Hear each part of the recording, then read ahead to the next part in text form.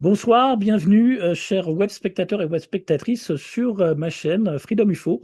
J'ai le grand plaisir et honneur de recevoir de nouveau, après de longues années, Ariane Biran.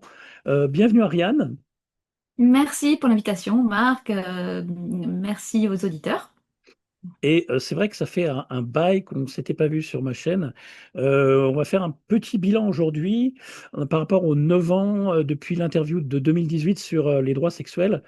Et aussi, 2017, de- 2017, ah oui, même première. 2017. Oui, la première, oui. 2017.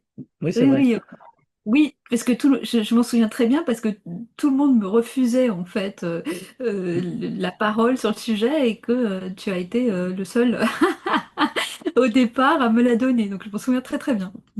Bah oui, avec grand plaisir. Et on a remis le couvert avec Judith, feu Judith Reisman. Donc là, c'était bien en 2020, hein, il me semble. Non, c'était en 2000. 19. Non, justement, je crois que c'était fin 2017-2018. En 2017, il Ouais, y a eu une première interview de 2 heures et quelques. Ensuite, ouais, je crois, soit fin 2017, soit 2018, on a fait l'interview avec Judith. Et ouais, ensuite, qui a été d'ailleurs amplement censurée et qui a disparu de tout, hein, enfin, ouais. on en reparlera. Et puis, ensuite, en 2018, on a refait une interview sur les droits sexuels de 2 heures encore. Et après, Mm. on s'est revu en 2020 pour les histoires de confinement délirant en Colombie et les conséquences sur les populations. Oui, exactement, avec ta fondation pour aider les animaux, etc., pendant cette crise nasitaire, on va dire. Oui, j'ai la date, hein, ici, c'est bien en août 2020 qu'on a diffusé, en fait, la diffusion publique de notre interview avec Judith, qui a été traduite aussi par notre ami aux États-Unis. Et Mais non, on l'a diffusé avant. Enfin, je retrouverai. Moi, je suis sûre que c'était ouais, avant. ouais, je sais pas pourquoi sur la fiche j'ai le 18 août 2020. Mais c'est pas grave. Après tu as été très active dans l'écriture, et puis aujourd'hui on va tenter d'aborder ton dernier livre que tu as coécrit avec Régis Bruno. Est-ce que tu peux nous parler de toi-même d'abord, même si les auditeurs de ma chaîne te connaissent, et également de Régis, vous avez des compétences en la matière, donc pour l'accompagnement des enfants. Oui, alors, donc, tout d'abord, ma toute première, enfin, pas ma toute première formation en soi, mais ma toute première formation en psychologie clinique, c'est dans la psychologie clinique de l'enfance. Donc, cela suppose que j'ai eu une grande clinique d'enfants. Cela suppose aussi que j'ai enseigné le développement psychique infantile, que ce soit à l'université ou dans des écoles d'infirmiers, etc., qui avaient, ou même hein, dans des institutions qui était en relation avec l'enfance maltraitée. Donc voilà, ça suppose aussi que j'ai fait beaucoup de signalements, que je connais le fonctionnement judiciaire, que je connais le fonctionnement des institutions de protection de l'enfance. Voilà, ça c'est pour poser un premier décor. Et donc en 2016, quand j'ai découvert les textes de l'OMS, je faisais partie d'une association d'ailleurs de professionnels de protection de l'enfance euh, qui a implosé justement après ma découverte des droits sexuels, parce que ça a énormément clivé, on va dire, et j'ai fait l'objet de différents ostracismes, euh, parce que la réalité est dure à entendre, et surtout, ce qui est difficile à entendre, ce sont les conséquences des connaissances que nous avons, parce qu'à partir du moment où nous découvrons un problème, si nous le taisons parce que nous ne souhaitons pas avoir de problème en tant que professionnel, eh bien, il y a des implications. Et dans l'autre sens aussi, il y a des implications puisqu'il y a des représailles. Voilà. Alors, donc, en 2016, j'ai découvert les droits sexuels de l'OMS. Ensuite, j'ai écrit le livre L'imposture des droits sexuels, donc, que j'ai désiré auto-publier. J'ai eu plusieurs éditeurs qui sont venus ensuite me demander, même me proposer de l'argent, ce qui ne se fait généralement pas, hein, pas beaucoup, en tout cas dans l'édition, qu'on vienne vous chercher pour ça. Mais donc, je sais que c'est un livre majeur et j'ai toujours souhaité conserver cette indépendance complète sur ce livre. Parce que je sais aussi comment ça peut fonctionner, une mise au placard de livres. Chez des éditeurs, surtout que je ne connaissais pas, avec lesquels je n'avais pas forcément des relations.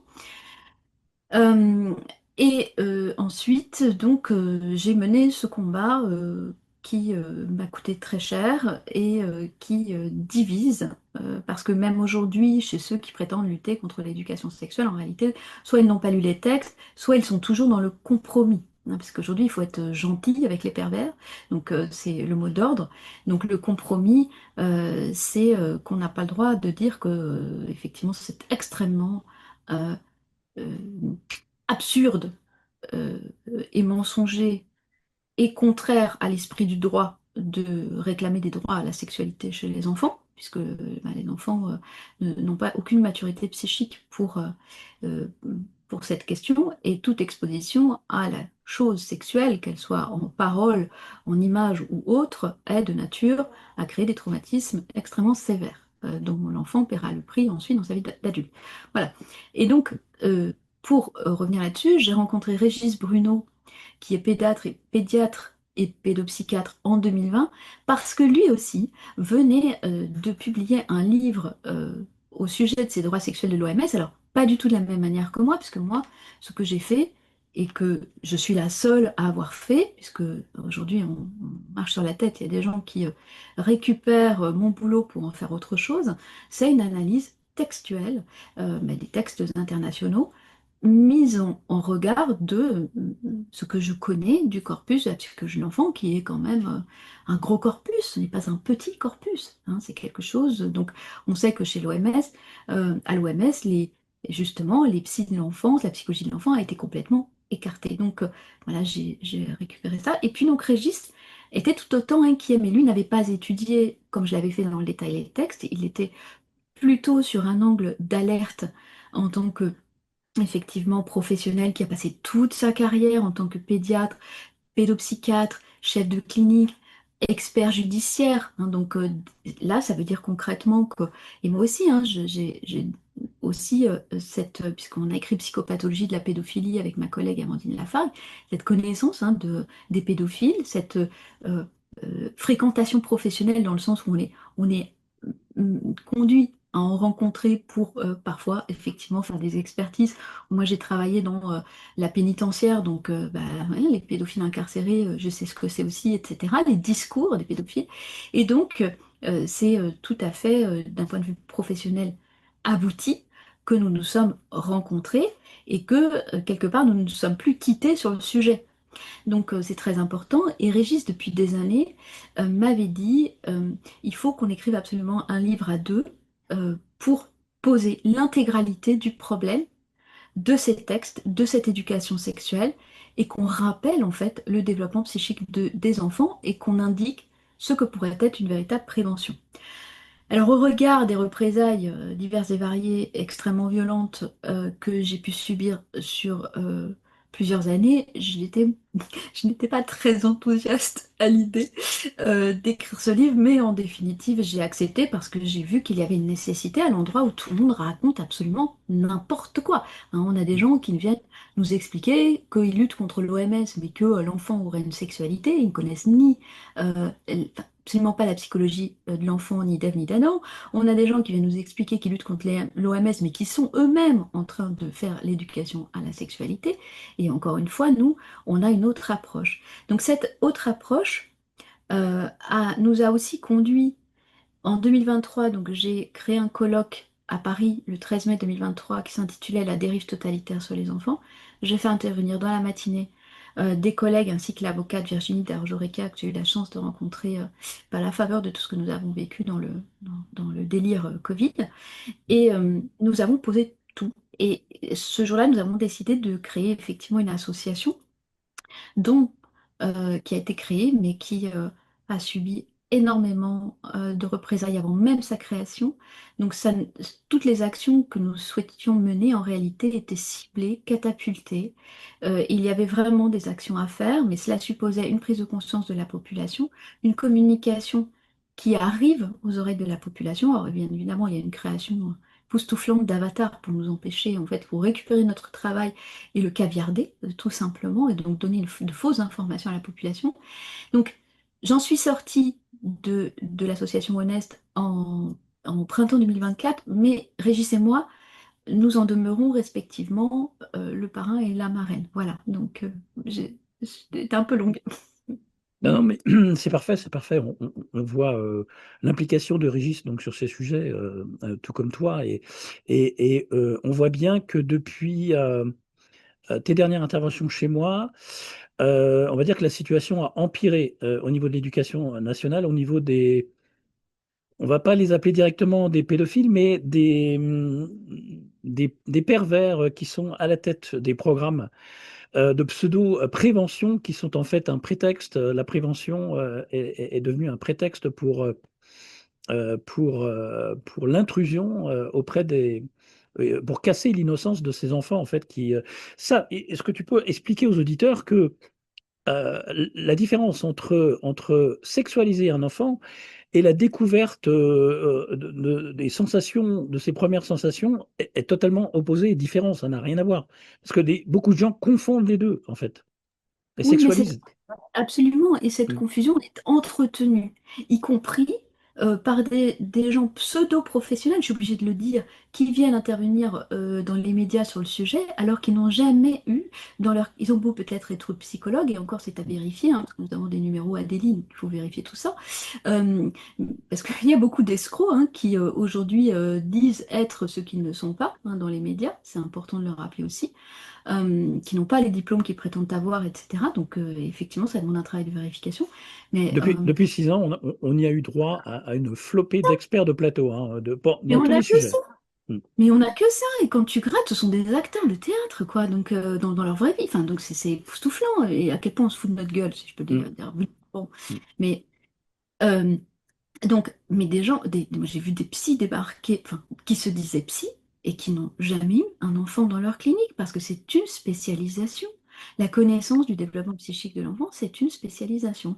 Hein, on ne peut pas s'improviser tout et n'importe quoi. Hein, de même que la psychiatrie est une spécialisation. La pédopsychiatrie, la psychiatrie de l'enfant, est encore une autre spécialisation. Ce n'est pas la même chose. Ce n'est pas parce qu'on est psychiatre qu'on a quelque chose à dire de pertinent sur le développement psychique des enfants. Ça, c'est quand même important.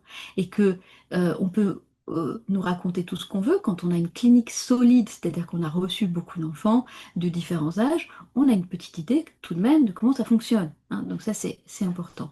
Alors, oui, c'est un point sur lequel Régis insiste énormément, Régis Bruno, du point de vue aussi de sa formation de médecin, c'est de dire euh, il y a une découverte sensorielle de l'enfant, c'est-à-dire que bah, il se touche, il se suce le pouce, il se gratte l'oreille, il attrape les objets, il les jette par terre.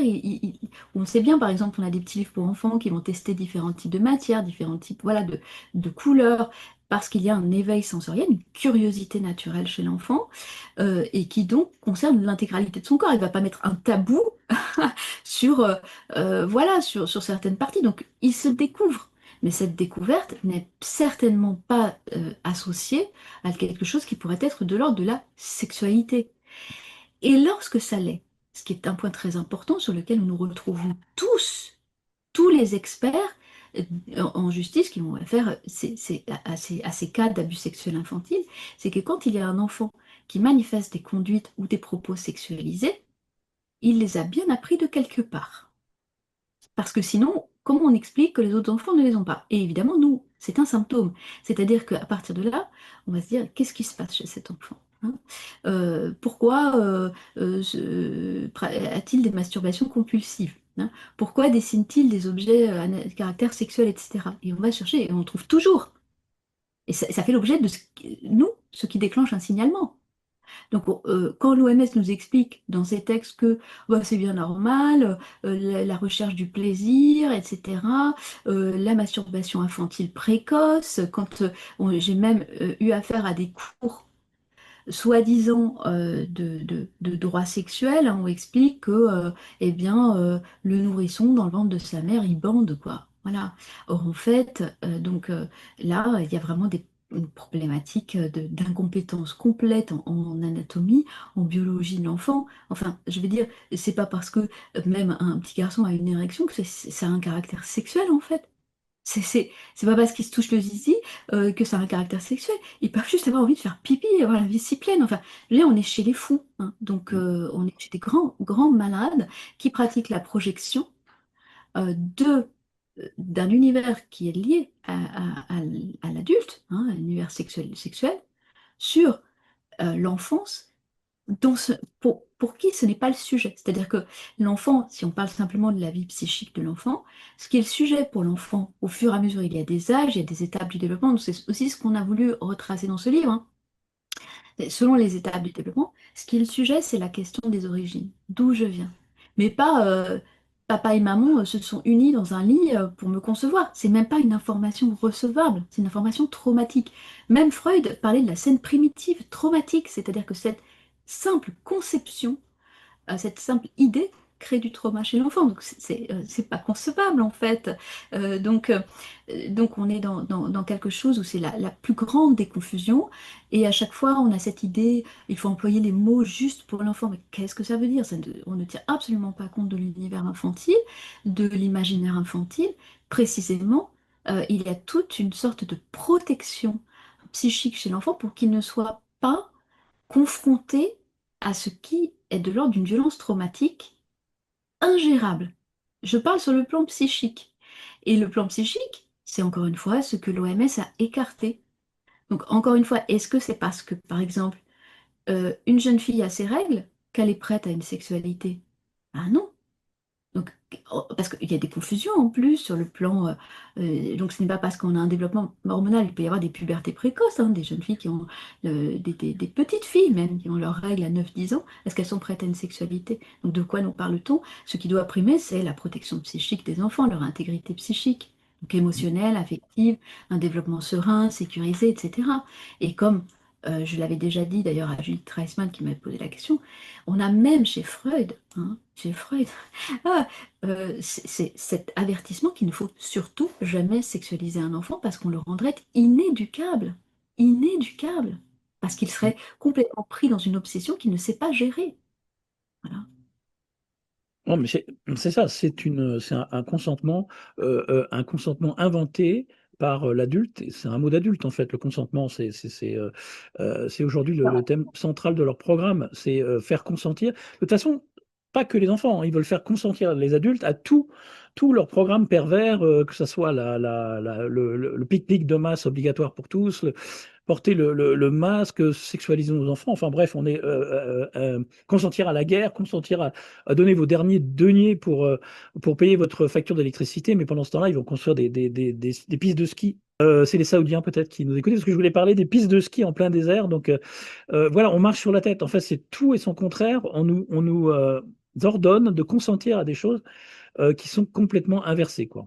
Donc, mais c'est la même chose pour les enfants qui sont Oui, dans un contexte de guerre, hein, on va le dire. Tout de suite, hein, par exemple, on avait parlé de Disney avec Judith Reisman à l'époque. On voit bien que les enfants Disney, toutes ces vedettes qui ont été formées, qui étaient d'abord des petits enfants qui travaillaient pour Disney, sont devenus comment dire, des Lolita ou comment dire, des adultes qui ont été abusés petits, comme Britney Spears, comment il s'appelle, Justin Bieber, etc. On voit bien qu'ils n'ont pas seulement pactisé avec le diable, mais qu'ils ont été pervertis, abusés, tout petits, dissociés. On va dire que un contexte de dissociation par le traumatisme, en fait. Et c'est exactement ce que veulent ces pervers en généralisant l'éducation sexuelle dès la naissance, quoi. Pour eux, dès que l'enfant naît, c'est une usine à louche, quoi, quelque part.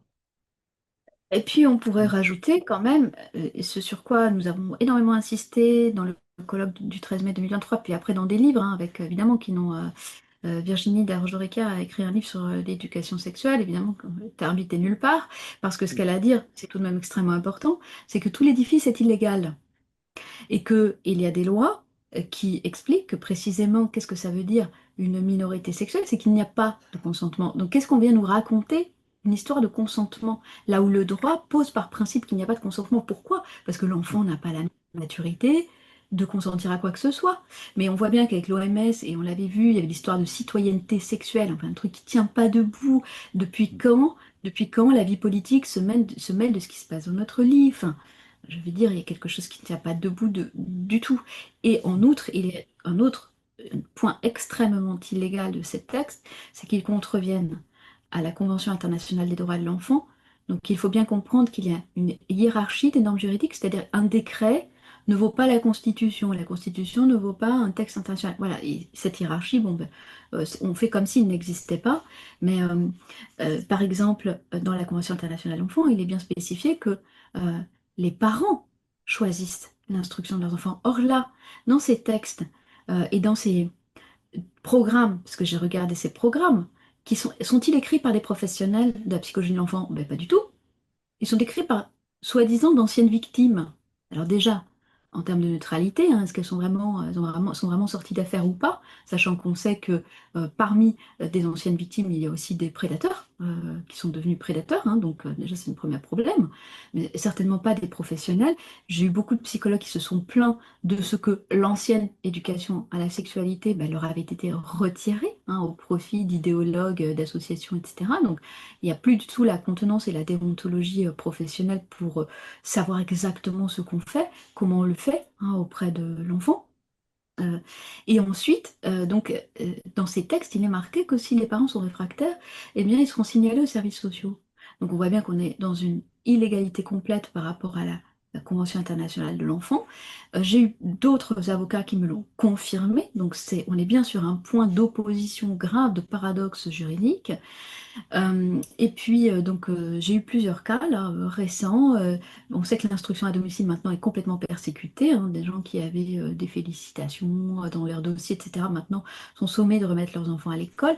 Nous avons vu cette évolution qui est l'obligation de scolariser l'enfant à l'âge de 3 ans, ce qui n'a aucun sens hein, du point de vue de la psychologie de l'enfant.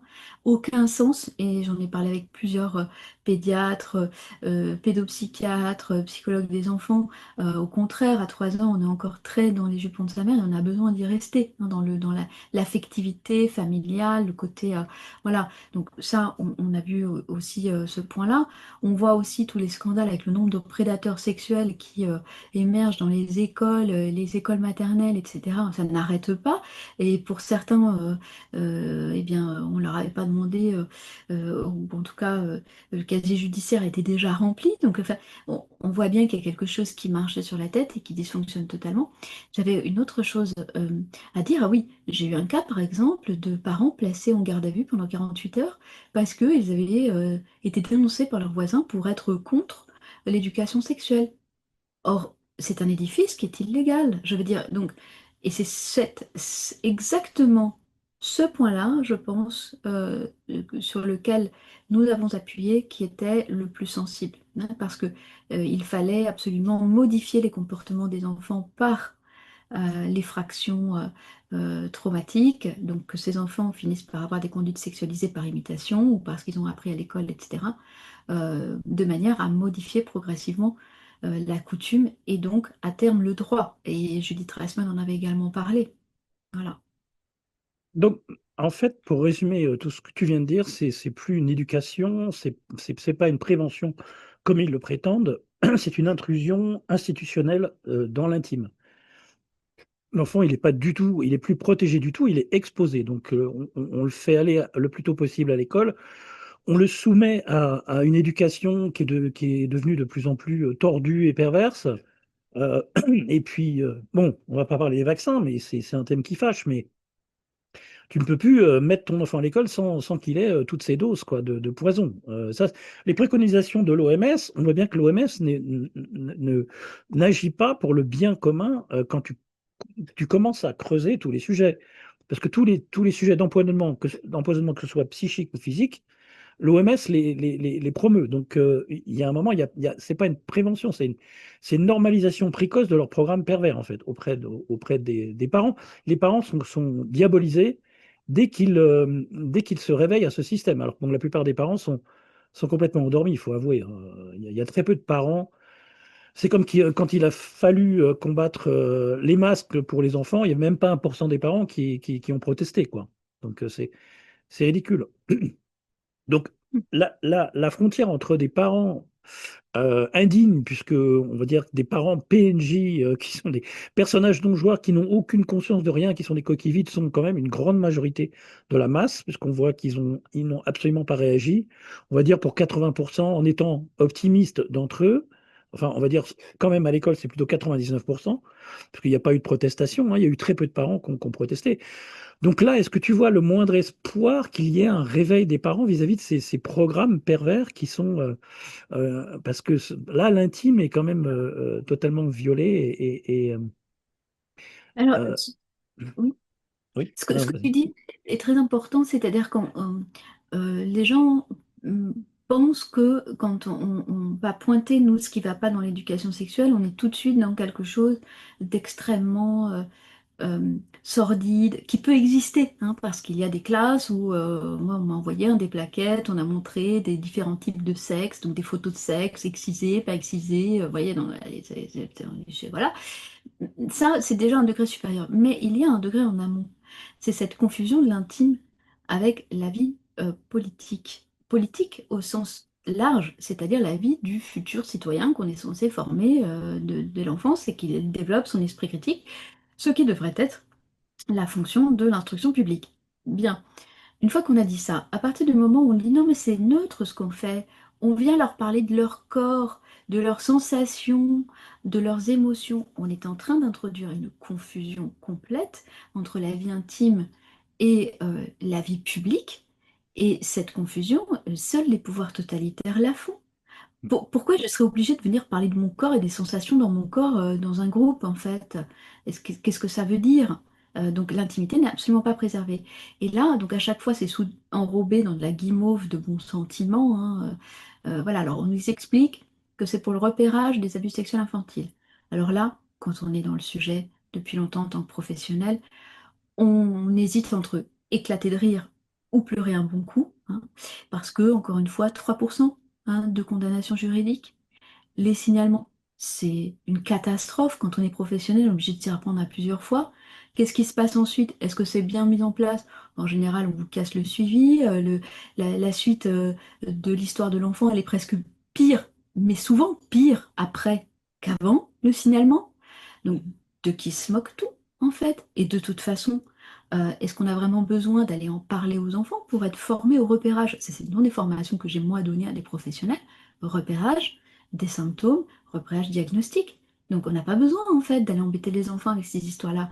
Et dans le même temps, on peut remarquer dans ce massacre de l'enfance que ce qui faisait partie encore une fois du corpus de connaissances très élaborées de psychologie de l'enfant, qui n'est pas un petit corpus, et qui est fondée sur une longue expérience, à la fois de pédagogie de la part des enseignants, etc. C'est que il y a des âges, et il y a des âges où on doit absolument développer ce qu'on appelle les processus secondaires, c'est-à-dire la rationalisation, le fait d'user son esprit critique à partir de ce qu'on appelle la période de latence, 6-7 ans. Donc normalement, on apprenait à lire, à écrire, à compter, à faire des problèmes de maths avec des trains qui partent à l'heure, etc., ou des pommes qu'on va acheter au marché. Et on renforçait toute la grammaire et tous ces acquis permettaient ensuite d'avoir ce que j'ai appelé moi des remparts psychiques pour affronter le retour de la vie pulsionnelle à l'adolescence. Et bien maintenant, qu'est-ce qu'on fait? On les séduit avec des écrans. On pourrait parler aussi de l'éthique des publicitaires qui effectivement cherchent tout le temps à manipuler les enfants. Donc tout ça vient empêcher leur développement psychique serein. Sans compter, en plus, on pourrait prendre vraiment, je pense qu'il y a, il y a beaucoup de matières, les mille et une alertes, ceci, alerte attentat, alerte terrorisme, etc. Donc, qui font vivre in vivo des épisodes stressants pour les enfants, des épisodes de terreur. Alors qu'on puisse avoir de temps en temps en entraînement, c'est une chose, mais maintenant aussi, et Virginie Desarroges-Orequia et moi-même, nous l'avons pointé par rapport à la loi de programmation militaire. Hein, là encore, hein, on nous a reçus une fois, puis après, clic-clac, sous le placard, dans le placard. Eh bien, c'est que ce sont les entraînements à l'école. Et il y a des classes de défense maintenant qui se mettent en place et qui visent à séduire les préados-ados, hein, vers la carrière militaire. Et tout ça est écrit dans la loi. Mais évidemment, euh, ce qui est toujours fascinant, c'est que tout est écrit. Et l'autre point que l'on peut remarquer, c'est que par contre, comme les citoyens se sont délestés de leur pouvoir, ne font pas l'effort d'aller lire les textes, d'aller regarder ce qui se passe, etc., et pensent être informés par des médias qui sont de la pure désinformation, qu'ils soient d'ailleurs officiels ou dits alternatifs, parce que les alternatives, pour durer, hein, vous devez être récupérés, c'est comme ça que ça marche, eh bien, sinon vous vous faites catapulter aussi, hein. On ne va pas tolérer quand même des oppositions qui fonctionnent, hein. C'est pas possible. Donc voilà, le pouvoir ne va pas les tolérer. Donc il y a une désinformation permanente, permanente des citoyens qui ne sont donc pas informés des véritables programmes qui sont pourtant écrits. Exactement, et on voit bien à tous les niveaux. De toute façon, comme tu parlais de la loi de programmation militaire, c'est quand même presque 500 milliards d'euros jusqu'à 2030, je crois, sur quelques années. Et on vient nous dire qu'il n'y a pas d'argent pour ci, pour ça, pour la santé, pour les retraites. Mais bon, pour faire la guerre et détourner des milliards, ça, il y a toujours de l'argent pour trouver des prétextes pour se taper sur les gueules et soudoyer des pays, remplacer des pions, des marionnettes par d'autres marionnettes pour exploiter les ressources, les matières premières, etc. En fait, c'est une lutte de tous les instants. C'est un vrai chaos bordélique qui est entretenu, instillé par toujours les mêmes qui s'entendent très bien au plus haut niveau, hein, parce que moi, je pense que j'ai déjà décrit je dis les sélections, politiques qui ne sont que des sélections et pas des élections. Donner le pouvoir de décision à un citoyen, mais il n'y a aucun pouvoir de décision, sauf là, comme tu dis, les parents, il faut qu'ils arrivent à décider ce qui est bon pour leur enfant. Et là, on a affaire à une schizophrénie juridique. Comme tu dis, on ne peut pas protéger d'un côté et exposer en même temps. Il y a une contradiction, c'est un renversement moral, quoi. D'un côté, la loi dit l'enfant il est incapable, et de l'autre, on dit les programmes suggèrent que l'enfant est capable. Donc non, c'est pas possible, quoi. Les parents sont vraiment le dernier obstacle, mais comme ils ne sont pas responsables, pour la plupart, ils n'ont pas su faire respirer librement leurs enfants à l'école, ni leur épargner pour 5000 d'entre eux. Ça a été dit il n'y a pas longtemps, aujourd'hui ou hier, que 5000 d'entre eux ont reçu le vaccin Covid avant 12 ans, et alors qu'il était déconseillé pour les enfants de moins de 12 ans. Mais ça, ils s'en foutent totalement. Donc voilà, les parents éveillés deviennent gênants. Donc comme tu dis, ils sont inculpés, carrément poursuivis, quoi. C'est comme ceux qui veulent faire l'éducation à la maison. Voilà, on est dans une expérimentation de masse sans preuve, hein. Il n'y a aucune évaluation sérieuse en fait. Il y a aucun recul clinique sur rien. On expérimente sur les enfants, quoi. Ils sont la cible principale. Et quand on se penche sur les occultistes qui sont au pouvoir, et qui protège ce droit justement à la préférence pédophile, parce que dans certains pays, ils essayent de pousser ça en avant en disant que c'est une préférence sexuelle, donc certains ont droit d'exercer cette préférence pédophile. Dans d'autres pays aussi, je crois, scandinaves, hein, il y a une préférence zoophile. Alors voilà, les enfants, les animaux, enfin, tout est possible dans une société complètement malade, quoi. Il y a un moment, comment on peut s'identifier à une société pareille et après justifier des programmes qui visent à accélérer cette sexualisation de l'enfance, quoi. Oui, et puis on peut peut-être rapporter deux choses. C'est d'abord, bah, cette préférence est au nom, c'est écrit dans les textes, hein, internationaux, au nom de la lutte contre les discriminations. Il ne faudrait tout de même pas discriminer des agresseurs. Voilà.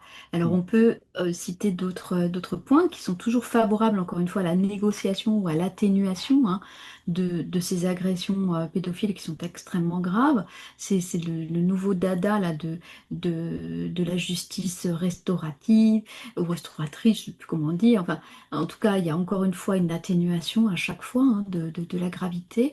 Mais ce qu'il faut bien souligner pour les parents, c'est qu'à partir du moment où dans la mesure où ils sont responsables de leurs enfants, à partir du moment où ils consentent, eux, à mettre leurs enfants dans les cours, c'est eux qui en portent la responsabilité. Vous voyez? C'est ça qu'il faut, vraiment que les auditeurs doivent entendre. Donc c'est pour ça que, en tout cas, pour ceux qui se réveillaient, on leur envoyait bien des voies de garage, hein, dans les pseudo-oppositions à l'éducation sexuelle. Les gens, ils ont signé des pétitions qui étaient adossées à des rapports qu'ils n'ont pas lus, mais que moi j'ai lus, hein, et qui mettaient en place la, entre guillemets, bonne éducation sexuelle avec intervenants nommés par l'État, etc., etc. Donc évidemment, il faut lire les presque 300 pages voilà, qui adossent une pseudo-opposition. Alors voilà, honnête, je sais que, en tout cas, ce serait en tout cas le seul endroit que je conseillerais de suivre, d'abord parce que ce sont vraiment des professionnels qui n'ont pas d'intérêt, qui sont tous bénévoles, en droit et en santé mentale, et il y a un protocole qui a été mis en place, parce que vous ne pouvez pas non plus, les parents, ne pas envoyer vos enfants sans vous protéger, parce que sinon vous allez avoir des problèmes ensuite. Hein, on va dire, vous désertez l'école, etc., etc. Donc il faut faire les choses correctement. Et donc il y a des phases à respecter pour protéger vos enfants. Et enfin, l'importance, c'est aussi de rappeler que à partir du moment où il y a eu effraction traumatique, c'est difficilement récupérable. Hein. Et il y a des accidents dont on ne se remet pas dans la vie. Et le traumatisme peut faire partie de certains accidents psychiques dont on peut ne pas se remettre. Hein. Donc c'est extrêmement grave. Et là, votre responsabilité de parent est engagée. Je ne parle pas au niveau du juridique. Je parle au niveau de la relation avec votre enfant, de ce que vous avez pu protéger ou pas votre enfant. Et si vous ne l'avez pas protégé, ben, il pourra vous en faire le grief plus tard, hein, parce que les enfants grandissent et à un moment donné peuvent se retourner hein, aussi d'une certaine manière contre leurs parents. Et tout ça, il faut le voir dans un ensemble long terme. Hein. Donc, je sais que c'est très difficile, mais c'est la raison pour laquelle il faut éviter de faire n'importe quoi et bien regarder dans tous les sens. On coince les gens. On leur dit c'est obligatoire. Eh bien non, si c'est illégal, ce n'est pas obligatoire. Mais encore faut-il pouvoir prouver l'illégalité.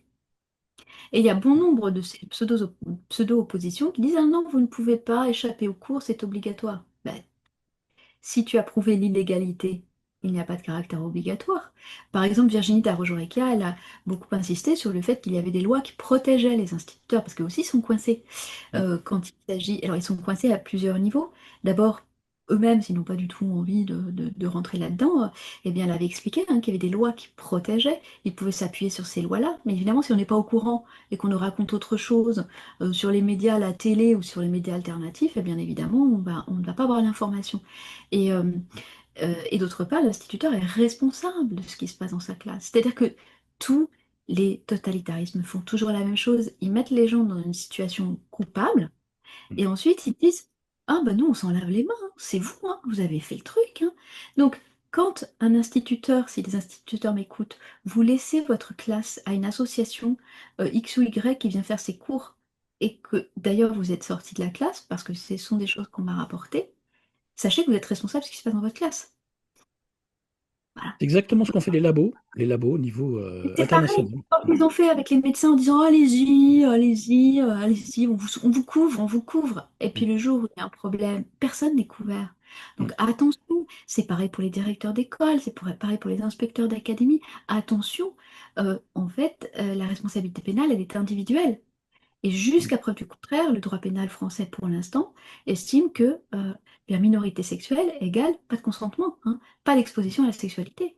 Et donc, il y a beaucoup de textes. Donc, c'est pour ça que le livre de Virginie Darajo-Recchia, euh, Éducation sexuelle et changement de genre, je crois, est très complet du point de vue juridique, évidemment assez indigeste pour le lecteur qui... mais bon, il faut connaître tous ces textes de loi parce que les avocats doivent pouvoir s'appuyer dessus, etc. Enfin, c'est une énorme recherche qu'elle a faite.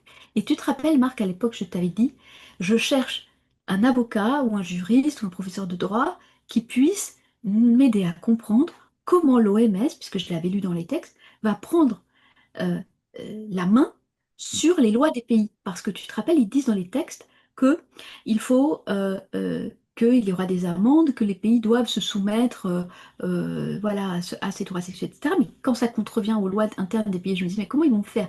Quelle va être l'entourloupe juridique? Comment ça va se faire, ce truc-là? Et j'avais besoin, eh ben, donc j'ai fini par rencontrer Virginie Dargeau, hein, qui m'a bien expliqué. La priorité, c'est de modifier les comportements des enfants. Donc la priorité, c'est d'aller les séduire de manière précoce et de faire avec eux ce qu'on ne devrait certainement pas faire et qui est un crime contre l'enfance. Voilà. Et Le qui n'a rien, programme, rien de prévention. le Voilà. programme des drag queens à l'école, on voit bien que c'est pas pour les éveiller à une sexualité normale. Enfin, je veux dire, c'est pas possible, quoi. Ils ont pas l'âge de sortir dans un cabaret pour voir des transformistes. Qu'est-ce que c'est que ce... C'est juste pour pousser le transgenrisme qui est une étape vers Bah, les occultistes, ils rigolent puisque c'est ce qu'ils veulent, mais une étape vers le transhumanisme, tout simplement. Donc, en fait, à terme, complètement couper la sexualité et procréer en banque, comment dire, en banque d'incubateurs artificiels avec des gènes sélectionnés, présélectionnés. On va être dans Gattaca, quoi. Bienvenue à Gattaca, le film où on t'est sélectionné par rapport à tes gènes et tu auras le droit, si tu obéis complètement dans une société dystopique, si tu as tous tes vaccins, tous tes rappels, si tu obéis au gouvernement, tu critiques pas un mot plus haut que l'autre, un modèle de crédit social à la chinoise, mais version futuriste, quoi, les Elon Musk, quoi. On se dirige vraiment vers ça, quoi. Le long terme, enfin, le big picture, c'est ça, quoi. Tu vois, l'image élargie du programme qui nous attend. C'est vraiment ça. Et à la base, on en avait parlé dans les deux précédentes interviews, hein, il y a des années, c'est quand même le sexe, et quand c'est l'outil, le prétexte donc pour pervertir nos enfants, et nos enfants sont la cible principale pour ces mages noirs, on va dire. Mais le programme de Kinsey, on voit bien que Alfred Kinsey, il présente un modèle abject. Donc c'est ce modèle qui a été basé sur l'abus de très jeunes enfants. On l'a vu d'ailleurs dans ton livre, hein, tu cites le nombre d'enfants qui ont été abusés sexuellement pour en venir à son programme. Son nom revient systématiquement dans tous les programmes modernes d'éducation sexuelle, quoi. C'est un pervers. Après, le planning familial, c'est la même chose. Le CIECUS, enfin l'Institut Kinsey, on voit que c'est une continuité idéologique complètement pervertie sur laquelle se base l'OMS. Donc il y a rien à en tirer de bon.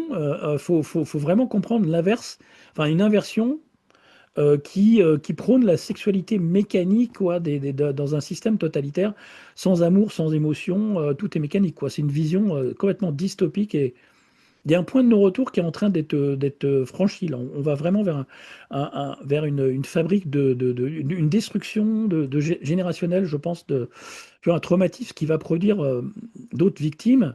Et là, dans un statut juridique de, comment dire, d'état d'urgence permanent, c'est ce que essaye de faire Macron, Trump et toute la clique là, de salopards qui s'entendent tous très bien. Et Poutine, c'est pareil, un gros sioniste des familles, comment dire, des Loubavitch. Euh, Ils s'entendent tous très bien pour nous fabriquer une espèce de réalité sous contrôle total des gouvernants, tout en prétendant le contraire, en disant oui, on va libérer les banques, on va faire du privé, etc. Enfin, on est au bord de la guerre civile aux US. Là, on est au bord de la guerre mondiale scénarisée. Encore une fois, je dis bien que tout ça est un scénario. On est dans un film, quoi. C'est vraiment théâtral. Mais c'est quand même très grave quand on voit que nos progénitures sont les premières attaquées en bout de ligne parce qu'elles viennent au monde dans un monde où on ne peut pas leur promettre un futur rose et comment dire, et équilibré. C'est impossible. Dans un contexte de guerre, d'état d'urgence, de sanitaire bidon, d'attaques climatiques permanentes, voilà. Tu vois, depuis quelque temps, je m'en fous d'être traité de complotiste, puisque de toute façon, j'ai tous les arguments noir sur blanc. Comme toi, tes textes sont noirs sur blanc, avec tous ces programmes. La géoingénierie, c'est noir sur blanc, c'est breveté depuis 1947. Je veux dire, ils en parlent même dans les médias de masse que les PNJ ne veulent pas reconnaître. On parle d'ensemencement des nuages, tout ça, ça existe depuis les années 40. Ouais, il y a un moment, quand on a euh, des événements climatiques prédits à l'avance et scénarisés à la date près, comment dire, au millimètre près de la pluie, de la tornade, etc., on voit bien que tout est scénarisé, puisqu'ils ont les outils. C'est pareil pour l'éducation des enfants qui est dans les mains de ces gouvernants qui sont des gros pervers, en fait, pédophiles. Donc j'ose le dire, hein, c'est pas grave, ils peuvent toujours m'attaquer ou appuyer sur le petit bouton invisible. Je vais te faire sauter, t'as encore ta chaîne YouTube, si je peux me Ouais, permettre. ouais, exactement. Ouais, mes deux chaînes YouTube. Non, mais c'est ce bilan-là, en fait, il est. Le problème, c'est que tout est basé, ces programmes-là sont basés sur un programme d'un pervers, Alfred Kinsey, et toute la clique qui a travaillé avec lui depuis ces années-là. Donc, en fait, ça n'a pas changé. On voit bien que on change pas un programme pervers qui perdure dans le temps, avec les mêmes au pouvoir qui le font appliquer, et des parents qui ne bronchent pas, pour la plupart. Donc, mais oui. Mais on Euh, pourrait déjà dire, et c'est quelque chose que j'ai souligné donc, dans ma prise de parole publique dès 2017, c'est que l'expression même éducation sexuelle a été inventée par Kinsey et son équipe. À partir de là, est-ce que, est-ce qu'il est bon de reprendre une expression qui, un, ne veut rien dire, parce qu'elle est contradictoire, encore une fois, hein, puisqu'il ne faut surtout pas éduquer à la sexualité pour voilà, que l'enfant puisse avoir son développement psychique épanoui. Euh, donc, c'est contradictoire, hein. On éduque à sortir d'un état pulsionnel, ça j'en avais déjà parlé plein de fois, mais c'est une expression qui est née comme l'expression pédagogie sexuelle. Est-ce qu'à un moment donné, on récupère ces termes-là ou est-ce qu'on dit, ben peut-être on s'est trompé, hein. Avant, on appelait une prévention un peu dans un cours de biologie en troisième, on appelait ça éducation sexuelle. Il fallait déjà pas utiliser ce terme parce que, comme on le dit dans la psychologie sociale, c'est le pied dans la porte. Donc à partir du moment où tu utilises les expressions des pervers, ben, tu es entré dans leur univers. Ça veut dire qu'on a ouvert cet univers-là, hein. Euh, Ce n'est pas de la prévention. Prévention, déjà, ça ouvre d'autres espaces psychiques. Et puis, au sujet du transhumanisme et de la sexualisation, j'ai écrit un article que bah, les abonnés de mon site peuvent retrouver sur mon site à peu près il y a un an, justement, euh, sur le fait il semblerait très important de modifier le corps physique pour pouvoir nous rendre, entre guillemets, aptes à la fusion avec les machines. Et donc, le plus tôt on empêche le développement justement des hormones sexuelles, le mieux ce serait pour permettre cette hybridation, parce que sinon on a toujours une sorte on va dire, euh, euh, rébellion possible de l'organisme humain qui va rejeter en fait ces technologies avec lesquelles il n'est pas prévu que nous fusionnions, hein. Donc on sait bien les projets fusion cerveau-machine, etc., etc. Donc il y a aussi, je pense, cet aspect, c'est-à-dire il faudrait mutiler le plus tôt possible le corps humain pour qu'il devienne un réceptacle parfait à cette fusion avec la machine qu'on nous vend comme étant notre extraordinaire futur, hein, enfin, post-humaniste, hein. Voilà. ouais.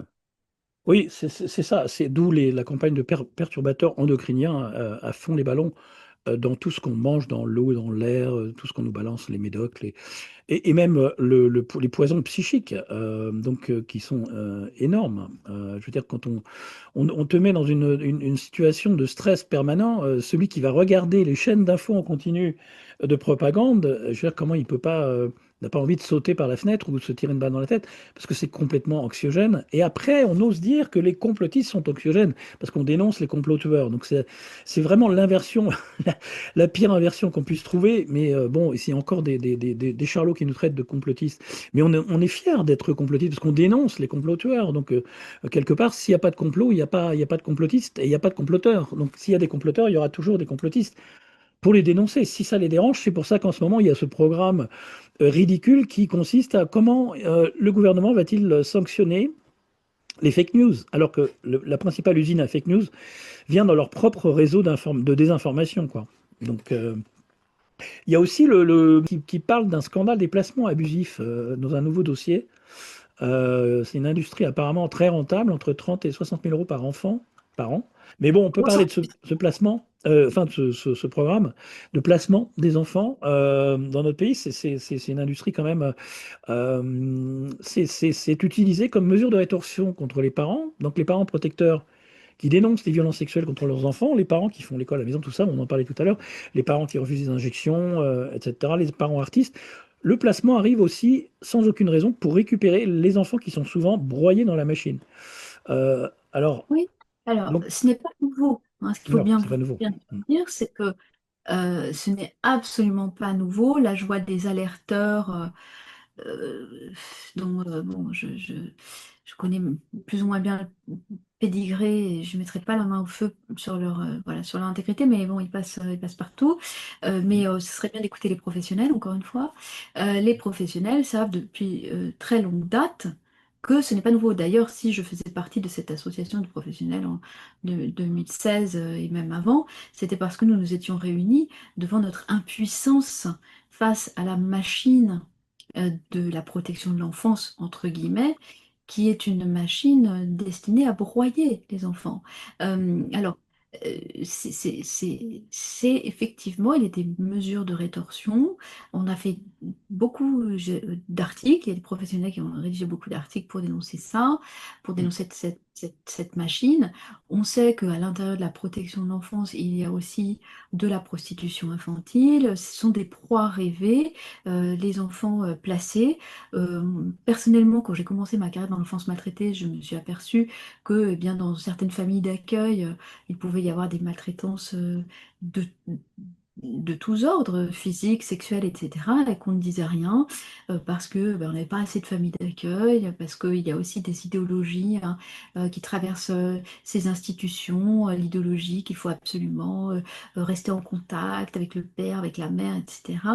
Moi, je me souviens que j'ai eu des épisodes cliniques absolument très marquants, voire traumatisants pour moi-même, hein. On parle du traumatisme vicariant pour les professionnels, hein, c'est très important parce qu'ils sont exposés à des situations. Et c'était un petit garçon de 4, ouais, vers 4 ans, et en fait, sa mère était bon, le père absent, et sa mère était en détention parce qu'elle avait complètement torturé ses enfants, donc avec des brûlures de cigarettes attachées avec des câbles électriques au radiateur, enfin. Bon, des trucs épouvantables, je vous fais un résumé. Et donc cet enfant était placé dans une famille d'accueil plutôt contenante pour le coup, donc j'avais commencé un suivi avec lui et ça avait extrêmement euh, bien fonctionné. Il avait énormément avancé, mais à chaque fois qu'il était question que sa mère sorte de prison pour une libération conditionnelle ou etc., ou à chaque fois qu'il était question de le mettre en relation avec sa mère, il faisait une régression psychique épouvantable. Bon, bah, le jeu qui était le plus utilisé par lui, hein, c'était les animaux sauvages qui étaient aux zoo et qu'il fallait remettre dans des cages. Je pense que j'ai pas besoin d'expliquer aux auditeurs ce qui était en train de se passer pour lui en termes d'angoisse. Et donc, je discutais avec l'institution, etc. Et l'institution me soutenait mordicus que c'était très bien, il fallait qu'il reprenne ses liens avec sa mère. C'est très important de reprendre les liens avec sa mère, etc. Et donc, en réalité, comme ils ont vu que j'allais contre leur idéologie, ils se sont débrouillés pour me retirer le suivi, hein. C'est assez facile hein, avec des enfants d'institution. Et en définitive, ce gamin a fini broyé dans la psychiatrie sous cacheton, etc., etc. Et bah, 10 ans plus tard, j'ai reçu un coup de fil de sa part, parce qu'évidemment, il n'avait pas oublié le suivi. Alors c'était très beau, il m'avait dit, est-ce que tu peux être ma maman? Elle m'a adopté et tout. Vraiment, mais ça fonctionne à ce moment-là. Pourquoi il faut casser quand il y a quand il y a de l'affection mutuelle? Pourquoi? Enfin, c'est délirant, hein, parce que c'est des institutions, il faut être de marbre, mais les enfants ne sont pas de marbre, nous ne sommes pas de marbre. Les choses se passent parce qu'il y a de l'amour, ça se passe bien parce qu'il y a de l'amour et de l'affection, il y a quelque chose où, bah oui, le thérapeute, il a envie de sortir l'enfant de là où il est, de la merde où il est. Effectivement, il a envie, s'il a de l'affection pour les enfants, et sinon, il ne faut pas qu'il fasse ce métier s'il n'a pas d'affection pour les enfants. Bon, c'est mon point de vue. Euh, et donc, il avait terminé, il était devenu complètement schizophrène. Enfin, c'était épouvantable. Il avait, voilà un exemple d'enfant détruit par l'institution. Et ce n'est pas le seul. J'en ai plein, des exemples. Oui, c'est très triste et c'est malheureusement le reflet de cette société qui est basée sur le traumatisme permanent. En fait, quand tu vois, c'est entre la désinformation, la pression sociale, la désocialisation, l'exclusion sociale. On a vu ça pendant la pandémie de papier, là. Des gens qui ne pouvaient plus travailler, des gens qui ne pouvaient plus fonctionner, sortir dans la rue sans s'auto-permettre de sortir eux-mêmes. Je veux dire, on a atteint, je crois que c'est open bar. Donc là, quand on arrive à un stade où on influe sur ta mobilité, on peut tout se permettre. C'est-à-dire qu'ils se sont permis tout à cause plutôt de ces 90% de PNJ, que ce soit des parents, des adultes, des anciens, des jeunes. Tous ont fonctionné de façon uniforme dans la plupart des pays du monde. Donc cette planète, on voit bien, est gérée par une sorte de pyramidion de pouvoir qui, pour moi, n'est pas humain. Pour moi, il y a une ingérence de fermier de cette dimension qui nous balance des programmes qui ne sont pas. Enfin, quand on a l'expression, quand on connaît et qu'on creuse l'expression, c'est pas humain, on le dit pour une raison bien précise, c'est que c'est humainement insupportable. Et là, on s'avance vers un programme qui s'accélère sur tous les plans, que ce soit la sexualisation des enfants, que ce soit l'accès à l'intime de chacun qui est totalement violé. Quand je vois, par exemple, et tant pis pour si j'ai un blâme, mais quand je vois des vaccinés à qui on ose demander s'ils l'ont fait, par exemple, et qui me répondent, mais comment dire, c'est une information personnelle, c'est mon dossier médical, tu ne peux pas me demander. Alors que on leur demandait pour aller boire un coup en terrasse d'un café, quoi, à l'époque, avec les QR codes. Donc, laissez-moi rire. Quand on voit une mort subite arriver et que nous, forcément, on demande tout de suite le statut vaccinal de la personne alors qu'il n'est jamais donné, sauf si c'est une célébrité, évidemment, puisqu'avant, ils ont poussé pour le faire, hein, comme c'était les représentants, les VRP, les commerciaux des labos mortifères et eugénistes, comme pour le reste. Hein, on n'a pas encore de VRP parce que c'est passé sous silence, la sexualisation des enfants, sauf à Hollywood. À Hollywood, on voit bien que les enfants des célébrités sont, pour les deux tiers, devenus des trans. Ils sont transgenres. Il y a quand même, ils sont devenus des commerciaux VRP de ce programme malade de transgenrisme, de forcer des enfants. Je ne les ai pas en tête, mais l'enfant de Will Smith, l'enfant de l'autre basketteur américain, Magic Johnson, enfin, plein, plein sont devenus transgenres. C'est quoi ce délire? Tu vois, le rapport de cause à effet entre les commerciaux, les VRP et en fait l'intime de chacun qui est exposé avec le QR code devant tout le monde, à la terrasse des cafés et des restaurants. Donc, non, non, on marche sur la tête. Quand on ose me dire que c'est personnel, mon statut vaccinal, je dis mais non, il ne l'était pas pendant 3-4 ans, puisque tu t'as dû montrer ton QR code pour aller bosser, pour aller te faire soigner, pour pouvoir sortir en public dans une institution. Enfin, faut arrêter, quoi, le délire. Mais comme tu l'as montré dans ton dernier billet, tu montrais le calendrier des psys pendant la pandémie, là, et ça a remplacé en fait les impôts, je crois, ou les déclarations par la vaccination. Hein. C'est une bande dessinée qu'a Oui, écrite ma collègue Amandine Lafargue pour, voilà, oui. pour souligner le trauma des professionnels et donc qui ont été aussi interdits d'exercer, etc. Enfin bon, Mm, on a de, de- de très près, les psychologues ont été extrêmement attaqués, comme une profession d'ailleurs indépendante qui dérange.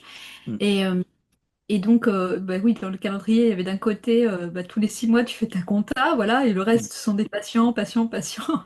Et puis là, dans l'illustration, c'était, bon, alors, chaque semaine, voilà, quand mm, est-ce que je vais pouvoir faire mon test Covid, comment jongler, en fait, pour pouvoir travailler, quoi, tel mm. vaccin, tel truc comme ça. Et il y a des choses qui se sont passées, qui ont ouvert des portes extrêmement graves que nous n'aurions jamais dû ouvrir.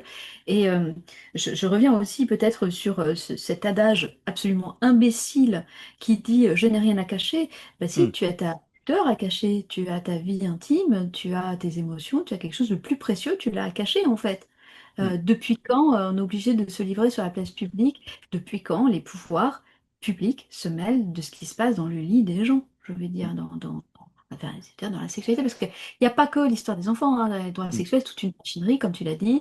Il y a un certain type de sexualité, etc. Ça concerne aussi les personnes âgées, ça Mm. concerne aussi les personnes handicapées, hein, ça concerne aussi les autistes, etc. Donc, il y a des choses extrêmement graves qui se passent. Euh, voilà. Oui, l'enfant, il limite en fait l'adulte qui lui propose des archétypes, des choses. Alors, s'il en vient à se comporter comme un adulte sur le sexe, il n'est même pas adulte lui-même, c'est qu'il y a eu des adultes qui lui ont montré quelque chose où il a été abusé. Donc, cette société est abusive sur tous les plans. Qu'est-ce que tu as en vue actuellement? Tu as un nouveau livre en vue ou une écriture Oui, sur quelque alors, chose de nouveau? oui, oui, j'ai déjà Psychopathologie du harcèlement qui vient de sortir, donc plus de 20 années de recherche, donc chez le même éditeur, hein, qu'au départ, donc c'était Armand Collin, mais qui ensuite a été repris par part d'une eau, donc voilà, donc ça fait le point sur tous mes travaux, tout ce que j'ai créé, parce que je pense qu'il faut bien distinguer les auteurs qui créent hein, des choses, parce qu'ils font des recherches et parce qu'ils développent des concepts et des analyses, et donc effectivement, mon apport sur la psychopathologie du harcèlement, c'est de le voir comme une pathologie collective. Donc voilà, ça a été mon apport dès 2006 et il n'est pas mince puisqu'il a aidé aussi à bien des prises de conscience et des modifications dans les prises en charge, et y compris hein, dans les points de vue légaux, enfin les lois, en fait, les évolutions juridiques. Et puis là, j'ai un prochain livre donc imminent à sortir, donc sur la mal nommée intelligence artificielle que j'appelle grosse machine algorithmique, qui s'appelle Totalitarisme numérique en cours de chargement. Mm. D'accord. Voilà, l'humanité au risque de l'intelligence artificielle. Donc, c'est un livre, je crois qu'il est déjà disponible en précommande, hein, il est vraiment à paraître de façon imminente. Euh, c'est un livre qui ne parle pas de la technique en tant que telle, mais de notre rapport psychique à la technique et à cette technologie en particulier, hein, qui vise à nous singer, à nous simuler, à nous remplacer.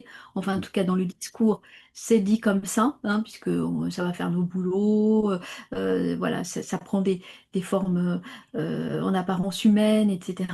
On a des ministres qui peuvent être des IA, etc. Et puis, aussi, et bien évidemment, il y a une partie qui est consacrée aux manipulations sur les enfants, puisque, bien évidemment, il s'agit là encore de les conduire à une sexualisation précoce à travers certains chatbots, etc. Donc voilà, tout ceci, c'est un point de vue très singulier, comme d'habitude, parce que je n'ai pas nécessairement lu les autres travaux qui ont été faits dessus, etc. Parce que ce qui m'intéresse, c'est d'apporter un regard original, donc de pas...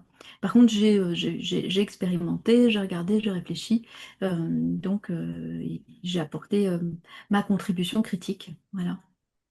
Et effectivement, qu'est-ce qu'on risque, on a compris ce qu'on risque de sacrifier au nom de leur prétendu progrès et tolérance d'endoctrinement et de propagande que tu as bien décrypté hein, au cours de tes différents ouvrages et tes interviews. On a bien vu que c'est une propagande perverse, donc c'est ça qu'on va sacrifier, c'est notre intimité et notre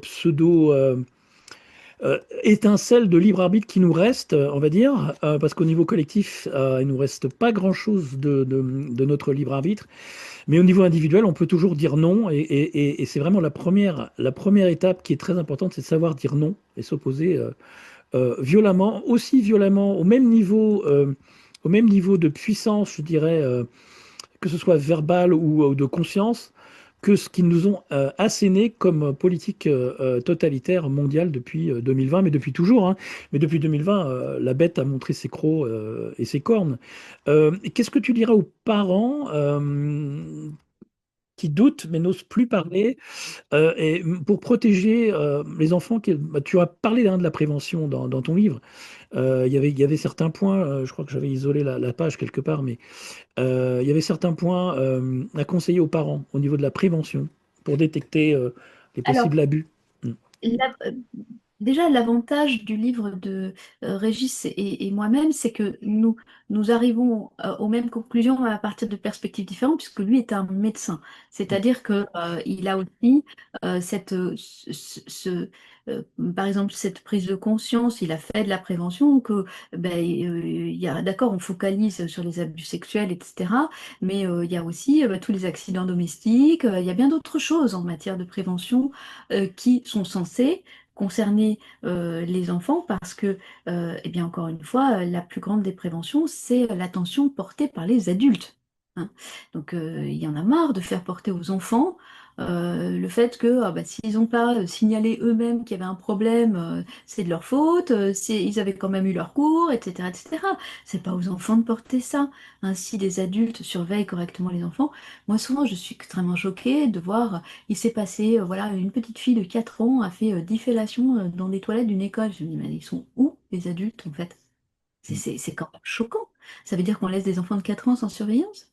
Et c'est Mm. quand même la première question que nous devrions nous poser.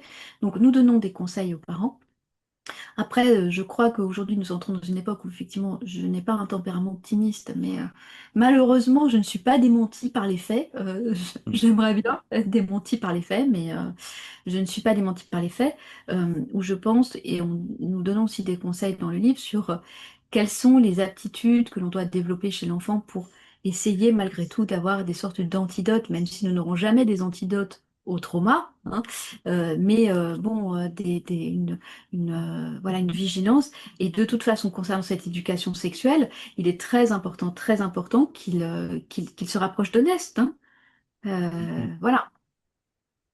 Oui, Donès, et je mettrai les coordonnées hein, sous la vidéo. Donès, mais même si tu n'en fais plus partie, si Non, je suis marraine, c'est-à-dire je ne D'accord. suis pas active dedans, etc. Mm. Mais il y a Mm. des actions, il y a des paliers, voilà, il y a des conseils donnés aux parents, etc. Et c'est très concret, c'est-à-dire que là aussi, je crois qu'il faut vraiment regarder, parce que les gens se laissent souvent manipuler par de grands et bons communicants, hein. Mm. Ce n'est pas parce qu'on a beaucoup de blabla, de bagou, qu'on est très à l'aise à l'oral, etc., qu'en réalité, on sert à quelque chose dans la vie concrète, hein. Et là, nous avons besoin de gens qui servent à quelque chose dans la vie concrète. Donc, pas besoin de beaux parleurs, hein. Mm. C'est pour occuper l'espace médiatique sur Internet ou à la télé. Mais dans la vraie vie, on a besoin d'une protection efficace et concrète. Et souvent, ceux qui communiquent le plus sont ceux qui en font le moins. Donc, il y a aussi cet aspect. Non, mais à rappeler, parce qu'on ne peut pas tout faire, hein. Soit on travaille, soit, soit on passe sa vie à communiquer, blabla, et tout ça. Voilà, sans étudier les sujets et sans les maîtriser. Donc voilà, moi j'ai toute confiance, en tout cas, tant que Virginie Darroujourekia sera présidente de l'ONEST, j'ai toute confiance dans ce qui s'y passe, hein. Voilà, du point de vue des démarches. Et sachez que c'est très bien réfléchi et que c'est fondé donc sur une expertise qui est liée à un travail de prise de connaissance Mm. des textes. Parce qu'encore une fois, par exemple, comme on en parlait, hein, on peut aller déposer des plaintes, mais enfin, si la plainte elle est mal ficelée, si n'utilise pas le bon article, si on dépose la plainte en retard, enfin, etc., eh bien, la plainte n'aboutit pas. Et c'est d'ailleurs un grand jeu hein, qui a eu lieu Mm. à la fois sur les injections donc avec extorsion de consentement. Mm. C'est un grand jeu auquel se sont prêtés voilà, beaucoup de personnes. C'était d'envoyer les gens dans le mur en leur faisant croire qu'avec certaines plaintes, ils allaient aboutir, alors qu'en fait, tout était sciemment mal ficelé. Voilà. Donc je pense que Mm. c'est important de rappeler ça. Mm. Après, la confiance dans le système juridique et des juges au niveau Et français comme je suis internationaux, d'accord, je suis ouais. d'accord, Marc, mais par Mm. exemple, comme on parle de responsabilité individuelle, puisque c'est le Mm. cas dans la responsabilité Mm. pénale, oui, pour les juges, mais encore une fois, il suffit d'une jurisprudence, hein. Mm. Et donc, qui nous dit qu'elle ne peut pas s'obtenir? Et dans tous les cas, ça se passe encore une fois de personne à personne. Si quelqu'un, par exemple, je prends cette image, mais des effets graves en termes d'injection et qui se retourne contre son médecin, encore une fois, le médecin, il ne va pas être protégé. Donc Mm. maintenant, ça se passe à l'intérieur de la population. Il faut que les gens prennent conscience de ce à quoi ils collaborent. Ils Mm. collaborent. C'est une collaboration active avec un totalitarisme qui détruit Mm. la santé mentale des enfants. Moi, j'ai parlé de ma partie, hein. Mm. Et c'est une collaboration active. Et le fait de ne pas être au courant, alors que des professionnels vous alertent depuis, au risque de leur vie, parce que des menaces de mort, j'en ai reçues, etc. Et bon, je ne vais pas rentrer dans le détail, mais oui, à leurs risques et périls depuis des années, sans aucun bénéfice, hein, parce qu'on n'a aucun bénéfice, on n'a que des représailles, des mesures de rétorsion diverses et variées. Donc, vous alerte depuis des années. Si vous n'entendez pas ça, que vous ne vous mettez pas au courant, c'est votre responsabilité d'adulte en fait, hein. C'est plus, mais il y a à ce moment-là, il y a une collaboration. Et je pense important, encore une fois, euh, de retrouver son aptitude à dire non. On n'est Mm. pas gentil en négociant systématiquement. Ce n'est pas de la gentillesse, c'est de l'exposition des enfants. On est gentil avec les enfants quand on les protège réellement et ça implique parfois effectivement un non qui peut être très ferme. Voilà. Mm. En tout cas, c'est notre posture de professionnel. Mm. Et effectivement, tu fais tout ce que tu peux depuis des années et je te remercie, hein. Il y a beaucoup de gens qui me suivent, qui te suivent également et qui sont vraiment des admirateurs de ton travail. Comme tu disais, c'est les algorithmes qui détermine la portée de nos paroles, de nos actions actuellement, parce que tout est contrôlé par l'IA et les algorithmes, et comme tu dis, les beaux parleurs du syndicat jaune qui vont s'immiscer, reprendre tes travaux, les orienter à leur façon, les réduire, les édulcorer, les orienter à leur façon. Et après, vont aussi se tourner contre toi pour dire que tu les as plagiés. Moi j'ai eu le cas hein, aussi dans certaines de mes vidéos en disant, mais oui, Marc Gray, il plagie qui? Je suis Ah, ça, c'est le le plus... pompon. C'est le pompon de l'affaire. C'est le pompon de l'affaire. Non, mais on voit que ce sont des méthodes industrielles. Moi, c'est ça que j'ai découvert, c'est que ce ne sont pas des déséquilibrés par-ci par-là, parce que ça pourrait arriver, hein, des déséquilibrés, une zone d'autorité, etc. On voit bien que ce sont des actions concertées, des méthodes industrielles développées pour empêcher qu'un discours intègre parvienne à la population et qu'elle puisse avoir les réels moyens de se protéger, de se défendre et de créer une opposition efficace. Donc ça, c'est très clair. Et parmi les outils où effectivement il y a le plagiat systématique pour envoyer vers d'autres conclusions, hein, on l'a vu avec le totalitarisme quand même. Je veux dire, en 2020, personne ne voulait en parler. Maintenant, ils sont tous experts alors qu'ils viennent de nulle part. Et en plus, ils en parlent en général en récupérant mes travaux pour les envoyer vers des voies de garage. C'est extraordinairement bien fait et savant. Et puis après, on découvre que tout ce petit monde est en lien. Voilà, donc ils sont tous les uns avec les autres, etc. Et sur les droits sexuels, l'éducation sexuelle, c'est exactement la même chose. Et on a la technique que j'ai appelée la technique des avatars, hein, c'est-à-dire qu'on met des figures qu'on va médiatiser de manière extrêmement qui sort de nulle part. C'était pas là avant, c'était pas là il y a 10 ans, on ne sait pas d'où ils viennent, etc. D'un coup, il y a une inflation médiatique sur ces profils. Ils récupèrent, par exemple, moi, on va récupérer donc des phrases, etc. Et puis on va en même temps les coller à des associations avec lesquelles je suis en désaccord complet en fait, où on va coller ça à l'enfant et une sexualité, etc. Alors, je suis en désaccord complet, donc on va créer de la confusion, de l'amalgame, du brouillage de pistes, ou ça peut être encore des gens avec qui je n'ai aucune affinité, avec qui je n'ai jamais parlé, qui vont réclamer, se dire mon ami, etc., et qui vont raconter n'importe quoi. Ils sont peut-être tout aussi dangereux que ceux qui vont mener les campagnes de calomnie en se disant me connaître très bien et dans le même temps raconter que des salades et des mensonges absolument épouvantables. Mais ce dont on se rend compte, c'est que c'est une industrie et que c'est une industrie qui fonctionne très bien, une industrie qui est financée et une industrie qui est là pour empêcher l'expression de toute réelle opposition active et efficace.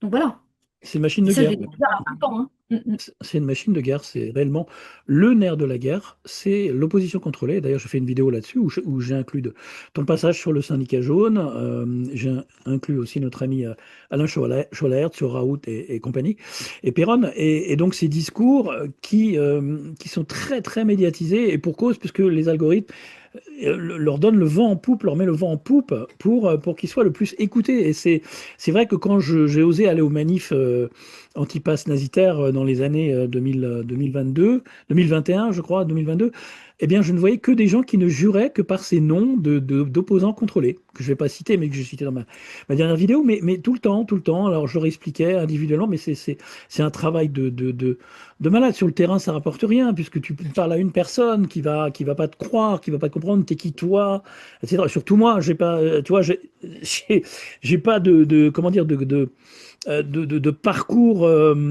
en rapport avec ce dont je parle. Tu vois, moi, une maîtrise d'anglais et puis un diplôme de commerce.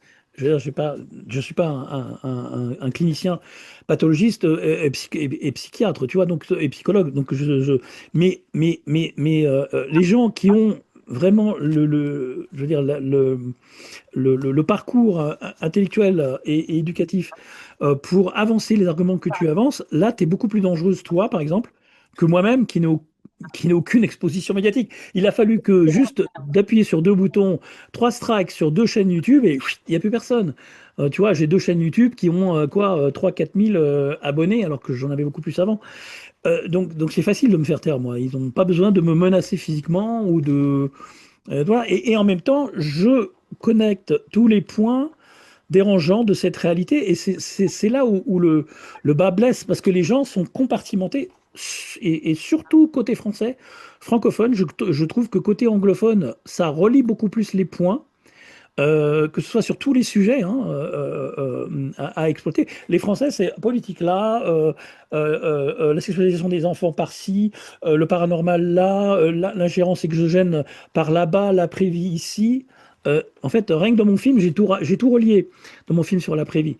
Mais malheureusement, dans cette réalité, tous les points sont à relier, puisque ce sont les mêmes dirigeants et les mêmes think tanks, les mêmes groupes de réflexion qui gèrent toute cette réalité. Hein, que ce soit la politique, l'exogène, la santé, les droits sur les enfants, la pédophilie, la justice, ou que je dirais l'injustice, tout est lié, ce sont les mêmes en haut au pouvoir central. Donc c'est là où, finalement, moi, je trouve pas une oreille vraiment accueillante auprès du public francophone, sauf pour quelques milliers, on va dire. Mais toi, dans ton domaine, au moins, tu risques d'alerter, tu vois? Oui, mais même pas parce que pour différentes raisons. Et la première, c'est que les gens ne font pas l'effort Hmm. de se clarifier eux-mêmes les idées. C'est-à-dire qu'on peut apporter tout ce qu'on veut dans le livre avec Régis et il y a tout. Je crois Hmm. on peut pas faire plus complet comme ouvrage. Euh, Parfois, par exemple, il m'a été reproché de ne pas m'associer à telle personne ou à telle association, mais c'est que les gens n'ont pas lu le travail. Hmm. Comment moi, qui dis que l'enfant n'a pas de sexualité, je peux m'associer avec quelqu'un qui dit que l'enfant a une sexualité? Il y a un minimum de cohérence. Comment moi, qui dénonce l'éducation sexuelle de manière cohérente, parce que moi, je cherche, on ne peut pas prendre en défaut de cohérence depuis des années. Donc, je n'ai pas varié de discours. Quand je dis éducation sexuelle, c'est un terme qui est sorti de Kinsey. On doit le refuser parce que ça ouvre des espaces psychiques qui sont dangereux. Comment je vais accepter une bonne, entre guillemets, éducation? Et m'allier à des gens qui sont là-dedans, il faut un minimum de cohérence. Hmm. Et donc, en fait, les gens te disent, oui, mais, ah oui, mais ils sont médiatisés, donc ils sont bien. Mais oui, non, mais justement, s'ils sont médiatisés, tu poses les questions. Et il faut donc, on est les méchants qui ne voulons pas nous unir. Alors, par exemple, c'est stupéfiant. Il y a des gens qui mentent effrontément en public, etc. Il y en a qui ont dit que Régis Bruno avait écrit un autre livre sur le sujet. Il n'a écrit aucun autre livre, en fait. C'est avec moi. Mais si les gens ne regardent pas, et puis euh, on n'imagine pas le culot de ces mensonges. C'est-à-dire que, eh ben, on y va, de toute façon, plus c'est gros, plus ça passe, hein, on sait. Donc, comme les gens ne vérifient pas, et bien ensuite, on est accusé de ne pas faire corps, hein, la résistance unie. Mais je ne vais pas m'unir à mon contraire. Enfin, je veux dire, d'un point de vue intellectuel, ça n'a aucun sens. Voilà. Hein, Hmm. point de vue du mariage, c'est dans notre sens. Du point de vue intellectuel, ça n'a aucun sens. Je ne vais pas m'unir avec exactement la pensée contraire à la mienne, qui est celle de l'OMS. L'enfant a une sexualité. L'éducation sexuelle, c'est bien. Oui, selon les âges et tout. Non, c'est pas bien. C'est pas bien. Le terme, il faut l'enlever. Ce n'est pas de la prévention, ce n'est pas de la protection de l'enfance. Et donc, tous ces amalgames, cette confusion, fonctionnent très bien chez des gens paresseux ou qui Hmm. n'ont pas le temps et qui consomment. Mais comme la majorité maintenant sont devenus des consommateurs qui pensent que parce qu'il y a trois mots-clés, c'est la même chose, Hmm. on est mal parié. Parce que ça veut dire qu'on n'a plus affaire à des adultes responsables, on a affaire à des adultes qui consomment. Ils sont dans un état régressif. Et donc, ce n'est pas si évident que cela, en fait, non plus. Même avec, on va dire, l'autorité, les arguments. Nous, avec Régis Bruno, nous attendons d'être des contre-arguments à ce que nous avons argumenté. C'est simple, nous argumentons. Ça veut dire quoi? Nous disons, voilà, ceci et cela, parce que, et nous donnons toute une série d'arguments. Hmm. C'est aussi parce qu'on m'a reproché de citer Freud, mais nous expliquons dans l'ouvrage en quoi, en fait, Freud ne peut pas être utilisé comme argument d'autorité pour l'éducation sexuelle. Quand même important, c'est une bonne nouvelle, hein. Les Hmm. gens devraient être contents de cette affaire. Il n'y a pas d'argument d'autorité pour l'éducation sexuelle. Il n'y a Kinsey. Donc ce n'est pas un argument Hmm. d'autorité. C'est tout. Il n'y Hmm. a aucun dans le corpus de la psychologie de l'enfant. Rien. Rien. Même pas Freud. Rien. D'accord? Donc on l'explique sur de longues pages, et bien malgré ça, les gens me disent: Ah, c'est épouvantable, Freud, un occultiste, dont Bernays était le neveu. Hmm. Mais enfin, vous avez quel niveau intellectuel? À un moment donné, vous ne pouvez pas lire les pages et on regarde les arguments que nous avons avancés. Donc on prend des Hmm. briques comme ça. Alors bon, le fait que son neveu était Bernays qui faisait de la propagande, ça en ferait le père de l'éducation sexuelle. Mais chez les fous, moi je suis désolée, je ne peux pas faire société avec ces gens-là. Je ne peux pas faire société avec ces gens-là. mm. La rationalité a déserté. Et si la rationalité a déserté, eh bien nous sommes dans l'irrationnel. Et l'irrationnel, on sait où ça nous conduit. Ah oui, aux Et on- guerres, aux pulsions, à la primarité des gens.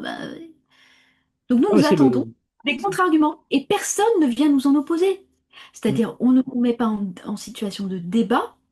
Nous, nous attendons ça. Et on ne nous donne pas cette situation. Pourquoi? Parce que je pense que nos arguments sont difficilement contestables. Mm.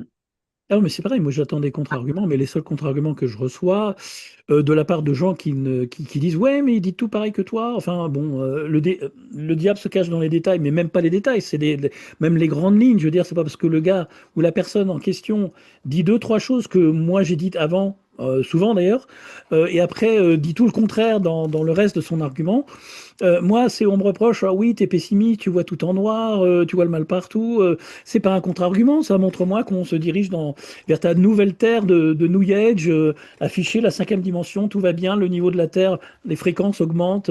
On va tous être libérés par par un gars en cravate rouge et une perruque blonde et un teint orange qui travaillent pour les galactiques et qui vont envahir tous les pays du monde qui ont du pétrole. Non, mais c'est vrai, on est chez les fous. Franchement, quand on regarde bien, euh, où est l'espoir là-dedans? Alors, peut-être qu'on peut citer ta séquence finale, justement, ton chapitre final qui dit que l'amour est une. Parle-nous un peu de ta définition de l'amour contre la perversion, finalement, dans ton dernier chapitre, où tu parles de l'amour comme solution pour protéger l'enfant. Je crois que c'est dans l'amour que le parent a pour son enfant qu'il trouvera le courage de le protéger, enfin, Mm, tout simplement. mm, Hein. mm, Donc, et nous savons aussi à quel point les univers pervers sont des univers sans tendresse. Hein. Donc, il faut évidemment regarder que ce qui lutte contre la perversion, c'est la mm, tendresse qu'on peut avoir pour les enfants en général. D'ailleurs, il y a plein de gens qui n'ont pas d'enfants et qui sont d'ailleurs plus préoccupés parfois que les parents eux-mêmes et qui me disent mais c'est incroyable, etc. Donc, je crois que c'est dans, dans cet amour, effectivement, que peut se retrouver ce courage. Peut-être que l'espoir, il serait là. Hein. mm, mm, Mais mm, d'ailleurs, l'amour des enseignants pour... moi, je ne suis pas contre les enseignants, je fais partie d'une famille d'enseignants, mais jamais, au grand jamais, euh, euh, euh, mes parents, grands-parents, etc., oncles et tantes, n'auraient pratiqué cette éducation sexuelle. D'ailleurs, de toute façon, ils me disent suffisamment ce qu'ils en pensent. Je veux dire, quand on aime les enfants, on ne les expose pas à ça. Voilà. mm. Quel levier concret, mais tu en as parlé, hein, reste accessible aux parents aujourd'hui pour vraiment euh, protéger leurs enfants et peut-être créer des espaces de parole hors cadre institutionnel, par exemple. Tu vois, qu'est-ce qu'il leur reste comme. Lire le livre, parce qu'il Oui. faut Mm, arriver en ayant dépoussiéré son esprit des différentes confusions permanentes dans lesquelles nous sommes plongés. Donc ça, mm, c'est mm, extrêmement important. C'est la raison pour laquelle nous avons écrit ce livre qui est extrêmement complet. Un développement biologique, développement physiologique, développement psychique, ce qu'il faut faire, ce qu'il ne faut pas faire, ce qui est en jeu dans ces cours, dans cette séduction, qui, je le rappelle, parce qu'on n'en parle jamais, on focalise à chaque fois sur l'école, concerne toutes les structures socialisantes des enfants. Hein, donc cette concentration, c'est-à-dire les loisirs, etc. À n'importe quel moment, en fait, ils peuvent avoir des cours de sexe. Et il faut comprendre ce que ça veut dire. Ça vient du ministère de la Santé, pas du ministère de l'Éducation nationale. Tant qu'on envoie sur le ministère de l'Éducation nationale, on est en train d'envoyer les gens sur une voie de garage. Ça fait des années que je le répète, des années. Donc après, moi, je conseille vraiment de se rapprocher d'Honest pour avoir, voilà, en tout cas les actions à faire. Après, de mon expérience, de ce que me renvoient les gens, il y a quand même peu de parents qui ont une prise de conscience et qui se disent dans une classe qu'ils vont faire quelque chose. Hein. C'est assez compliqué, mais ce n'est pas parce que c'est compliqué que c'est impossible. Et encore une fois, que dira-t-on à son enfant plus tard? mm. Hein. Ouais, absolument. Voilà. Mm. Merci beaucoup, Ariane. C'était vraiment génial et c'était un vrai plaisir de t'avoir, après toutes ces années, toujours au combat et à l'affiche. Donc, ton livre est juste derrière moi, là, de l'autre côté. Et je mettrai toutes les coordonnées pour l'obtenir sous la vidéo. Et puis, Bah, courage à toi et à Régis hein, aussi, et puis à Virginie, qui combattent dans les mêmes tranchées. Et bon, je conseille à tous les auditeurs et web spectateurs d'aller lire ton livre et les précédents, et de regarder aussi nos interviews précédentes sur ces sujets. Et puis un hommage aussi à Judith Reisman qu'on avait monté hein, grâce à Ségolène aussi qui avait traduit McCarthy, qu'on salue. Et voilà, que tout le monde reste uni malgré les efforts de ce syndicat jaune à nous désunir et à nous faire sombrer dans l'oubli. Voilà. Voilà, donc Le sexe n'est pas un jeu d'enfant et l'imposture des droits sexuels, hein, cinquième réédition 2022, préface Judith Reisman et Régis Bruno. Mm. Donc voilà, effectivement, deux ouvrages, à mon avis, absolument indispensables pour comprendre, plus évidemment celui de Virginie, l'autre aussi de Régis Bruno, comprendre ce dans quoi on est, et la troisième édition de Psychopathologie de la pédophilie qui va apparaître cette année et qui permet de comprendre, hein, parce que pour parler de pédophilie, il faut quand même parler de savoir de quoi on parle. Hein. Et pourquoi d'ailleurs nous n'employons pas le terme pédocriminalité? Ben, parce que de toute façon, ça fait partie de la littérature scientifique, pédophilie. Jusqu'à preuve du contraire, j'explique aux gens, la pathologie, c'est de réclamer aimer les enfants, mais la psychiatrie, elle fait pas du pénal. Donc on n'est pas dans la pédocriminalité, il ne faut pas encore tout mélanger, c'est important. Nous, on s'intéresse à regarder, donc c'est pour ça qu'on conserve ce terme. J'ai pas de, il est classé dans les paraphilies, c'est les manières d'aimer de travers ou à l'envers. Donc oui, oui, on aime à l'envers quand on prétend aimer les enfants en les sexualisant, en les agressant sexuellement. On Voilà. voit que l'exemple vient d'en haut, mais bon, je ne citerai personne. À la tête de notre État, voilà, qui a commencé très tôt. Voilà, les abusés deviennent abuseurs. Et malheureusement, c'est un peu le cycle répétitif de ces enfants abusés qui sont formés, dissociés, pour devenir après des dirigeants qui vont abuser autrui. Et tu vois, ces familles comment dire, je ne peux pas dire consanguins, mais ces familles de sang qui sont perverties de génération en génération, qui tiennent toujours les lignées du pouvoir mondial. Et je pense que tant qu'on s'en sera pas débarrassé, je ne sais pas si c'est près de craquer ou que une prise de conscience d'une masse critique soit possible. En tout cas, elle est souhaitable, mais je ne suis pas très optimiste quant à l'avenir de cette réalité qui se dirige tout droit vers une fin de cycle et avec tout ce que ça comporte comme événement traumatique. Le tout, c'est ne pas se faire recycler. Voilà. Bravo Ariane, à très bientôt sur Et ta chaîne et la mienne. Et à bientôt. Merci Marc. bravo. Merci aux Au auditeurs. revoir. Merci. Au revoir.